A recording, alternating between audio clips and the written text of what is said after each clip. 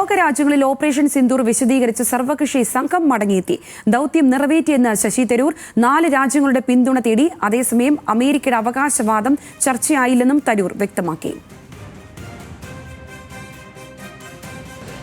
When Sindoor started, they had issued a statement expressing heartfelt condolences for the Pakistani victims, having lost sight of the context.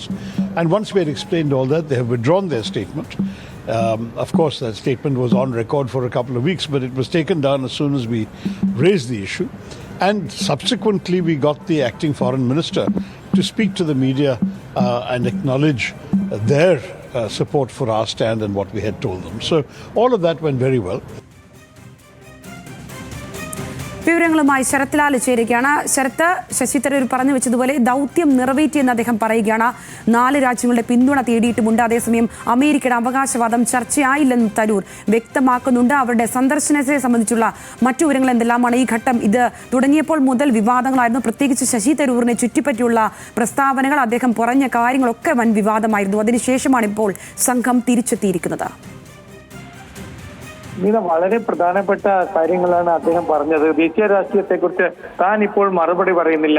വിവാദങ്ങൾക്ക് സമയമാകുമ്പോൾ മറുപടി നൽകാം. കഴിഞ്ഞ 16 ദിവസവും തനിക്ക് ഇന്ത്യൻ മീഡിയ റിപ്പോർട്ട് വാർത്തകൾ ശ്രദ്ധിക്കാൻ കഴിഞ്ഞിട്ടില്ല. അത്രത്തോളം ജോലി തിരക്കായിരുന്നു എന്ന ന്യായീകരണമാണ് ഇത് സംബന്ധിച്ച് അദ്ദേഹം പറഞ്ഞിരിക്കുന്നത്. അതേപോലെ പാകിസ്ഥാനും ഇന്ത്യയുമായി മധ്യസ്ഥ ചർച്ച നടത്തി എന്ന അമേരിക്കൻ വാദത്തെക്കുറിച്ചുള്ള ചോദ്യത്തെക്കുറിച്ച് അദ്ദേഹം വ്യക്തമാക്കിയത് അമേരിക്കൻ പ്രസിഡന്റിനെ കണ്ടിട്ടില്ല, എന്നാൽ വൈസ് പ്രസിഡന്റിനെ കണ്ടു. ആ സമയത്തൊന്നും അമേരിക്ക ഇത്തരമൊരു അവകാശവാദം സംഘ അംഗങ്ങളോടോ മറ്റോ ഉന്നയിച്ചിട്ടില്ല, വ്യക്തമാക്കിയിട്ടില്ല എന്നാണ് അദ്ദേഹം വ്യക്തമാക്കിയത്.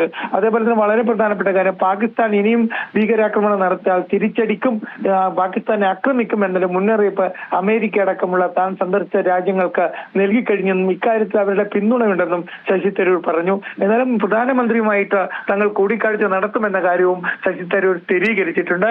ഓപ്പറേഷൻ സിന്ദൂർ നടത്തിയ പാകിസ്ഥാനെ സംബന്ധിച്ചിടത്തോളം അത് പാകിസ്ഥാനിലുള്ള തീവ്രവാദത്തെ തുറന്നു കാട്ടാനുള്ള അവസരമായി ഇന്ത്യ ഉപയോഗിച്ചു എന്നും ശശി തരൂർ അവകാശപ്പെട്ടു.